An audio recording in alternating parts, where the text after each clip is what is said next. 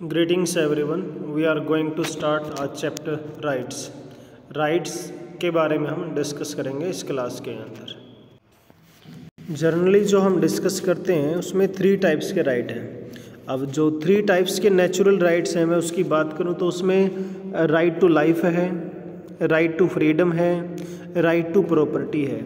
और ये सपोज किया जाता है कि ये बेसिक राइट हैं। इनके अलावा जितने भी राइट्स हैं वो सारे के सारे इन्हीं तीनों राइट्स पर डिपेंड करते हैं। Directly we can say these are the claims. अगर कोई व्यक्ति क्लेम ना भी करे तो उसे ये तीनों ही राइट्स हर हाल में मिलने ही चाहिए। ये फ्रॉम 16th, 17th और 18th, जनरली जो 17th और 18th सेंचुरी हैं इन राइट्स को नेचुरल डिक्लेयर कर दिया गया है और कोई भी किंग है, कोई भी रूलर है, कोई भी डिक्टेटर है, इन पे क्लेम नहीं कर सकता। आगे हम चैप्टर को डिटेल वाइज देखेंगे। अभी इसमें जो रिवीजन पॉइंट्स हैं आप इनको देख पा रहे होंगे। Rights are primarily those claim which are necessary for leading a life of respect and dignity. तो किसी भी व्यक्ति को एक मतलब रिस्पेक्टेबल लाइफ जीने के लिए, अपने आप को सम्मानित फील करने के लिए या प्राउड फील करवाने के लिए या खुद करने के लिए, डिग्निटीफाइड फील करने के लिए उसके पास राइट्स का होना बहुत ज़रूरी है। तो ये जो फर्स्ट पॉइंट है उससे क्लियर है ये चीज़ें। सेकंड पॉइंट में आप देखोगे राइट्स आर दोज कंडीशंस और guarantee which the state provide to every citizen in order to attain best self in the society. If the people will be having rights, then he or she can perform their all duties, all function very proudly, और किसी भी तरह की कोई problem उसको आएगी नहीं। But people are not having rights and they are not in the condition to perform the duty, तो फिर प्रॉब्लम हो जाएगी वहाँ पे।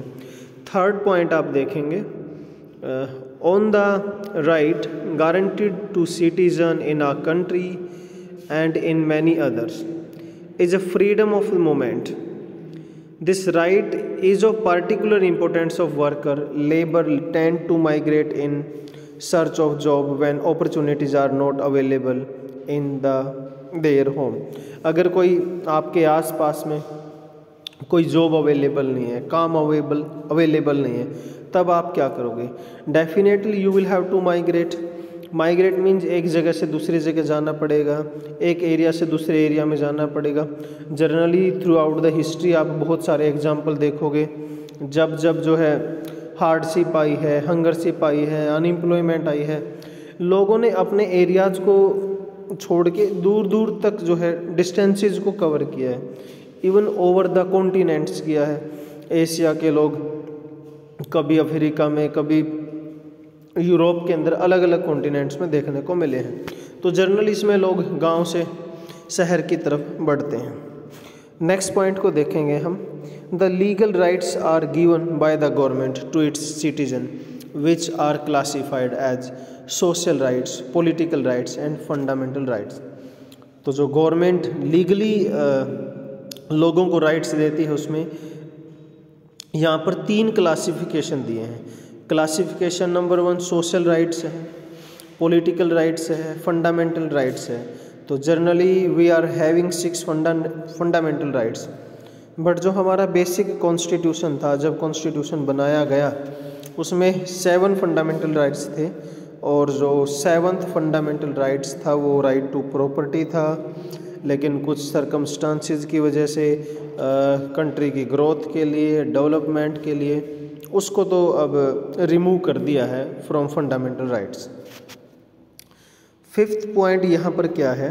Duty is an obligation by which we are bound to do something which can be classified as fundamental duties, legal duties and moral duties. तो अलग अलग तरह की ड्यूटीज़ हैं।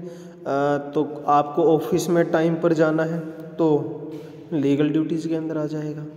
मॉरल ड्यूटीज़ पुअर की हेल्प करनी है, एक बुजुर्ग है रोड क्रॉस नहीं हो रहा, रोड क्रॉस करवाना है, नीडी पर्सन की हेल्प करनी है, वो आपकी मॉरलिटी के अंदर आ जाएगा। तो ये कुछ ड्यूटी के टाइप्स हो सकते हैं।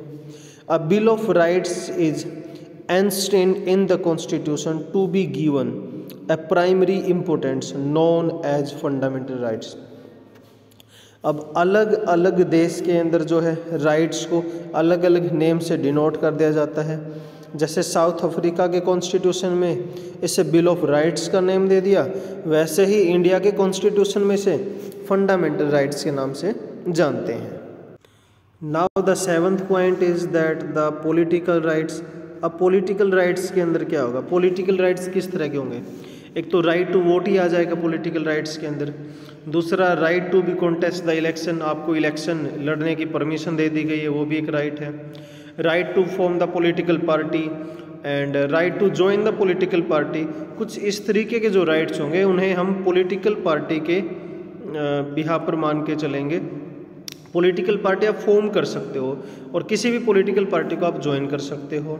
राइट टू वोट आपको मिल गया है और आप इलेक्शन भी लड़ सकते हो। जब इस तरह के जो राइट होंगे फिर उन्हें आप पॉलिटिकल राइट मानोगे। नेक्स्ट पॉइंट है यहाँ पर पॉइंट नंबर 8। इसमें क्या दे रखा है, a basic principle of democracy is that such dispute should be settled bye negotiation and discussion rather than force. This is one of the obligation of the citizen। हाँ, कोई भी डिस्प्यूट है किसी भी तरह का तो नेगोशिएशन डिस्कशन बातचीत करके उसे सोल्व आउट कर लेना चाहिए। इन चीज़ों के बारे में डिस्कस किया गया है।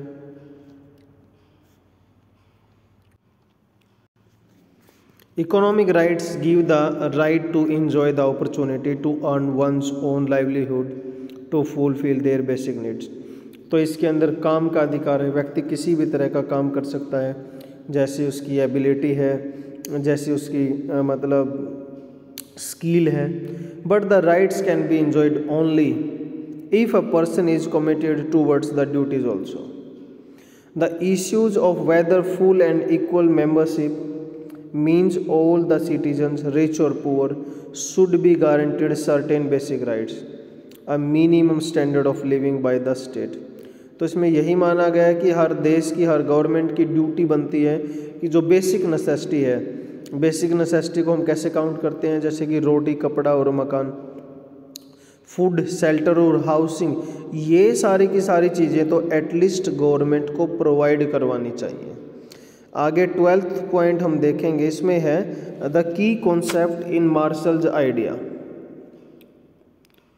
of citizenship is that the equality it implies two figures.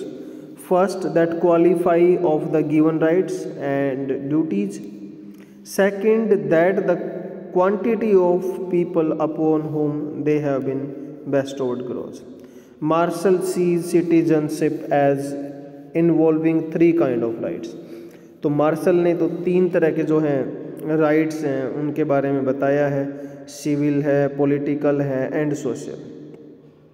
Civil rights के अंदर मार्शल क्या इंक्लूड कर रहे हैं उस चीज़ को हम देखेंगे। वो लिबर्टी की बात करते हैं, वो प्रॉपर्टी की बात करते हैं और वो लाइफ की बात करते हैं, इंडिविजुअल लाइफ की बात करते हैं। The next one is political right ensure the individual to participate in the process of government. Social rights are individual access to education and employment। तो मार्शल के आइडियाज़ को हम एक बार दोबारा से देख लेते हैं। मार्शल ने आइडियाज़ को किस तरीके से दिया है या उसके अकॉर्डिंग राइट्स क्या होना चाहिए, kind of rights.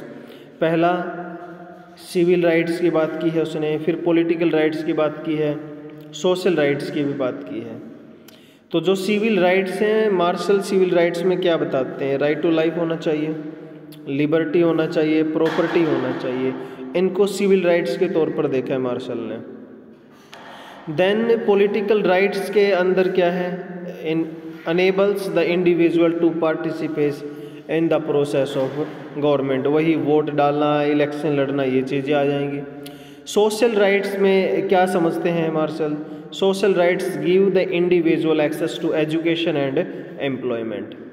The moral duties towards self, family, society, neighbors, communities।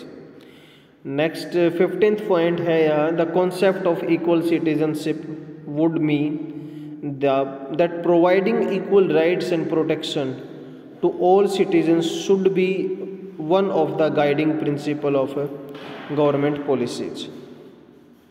तो इस कॉन्सेप्ट का यहाँ सीधा सा मतलब यही है कि जितने भी सिटीजन हैं उन्हें इक्वल राइट्स मिलने चाहिए, इक्वल अपॉर्चुनिटी मिलने चाहिए, इक्वल स्टेटस उनका सोसाइटी में जब तक रहेगा तो कोई किसी तरह का डिस्क्रिमिनेशन नहीं हो सकता। इस चीज़ को भी आप कंक्लूड कर सकते हो।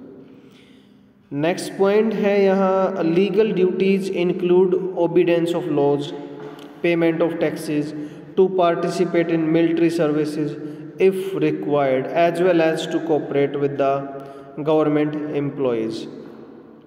तो ये भी हमारी लीगल ड्यूटी बनती है कि देश को जहाँ ज़रूरत है उसकी हेल्प की जाए। वो किसी डिपार्टमेंटल फॉर्म के अंदर हो सकती है, जैसे टैक्स पे करना है आपको, देश को ज़रूरत है तो आर्मी में जाना है। तो वही है ना कि जब आप राइट्स की डिमांड करते हो तो साथ में आपको ड्यूटी भी फॉलो करनी होगी। इवन पहले आप ड्यूटी की तरफ देखेंगे तो फिर राइट को एंजॉय करने का मज़ा अलग ही होता है।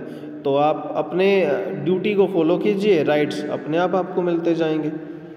The concept of national citizenship assume that our state can provide us with the protection and right which we need to live with dignity in the world today.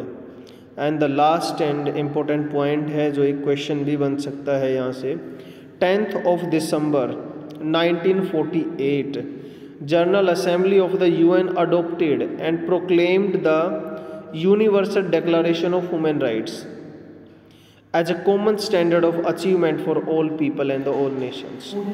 तो यहाँ पर ये डिसाइड किया गया है कि जैसे मैंने रोटी कपड़ा और मकान का एक कॉन्सेप्ट दिया था, जो बेसिक नेसेसिटी है वो पूरी की जाए, हर देश की पूरी की जाए। ये यूएन के कुछ इनिशिएटिव्स हैं। तो स्टूडेंट ये जो राइट्स का चैप्टर था उसके बारे में था। फिर भी कोई डाउट है तो हम डिस्कस कर लेंगे, इंडिविजुअली पर्सनली आप डाउट ले सकते हो। And I am going to send you PDF, so complete your notebook also.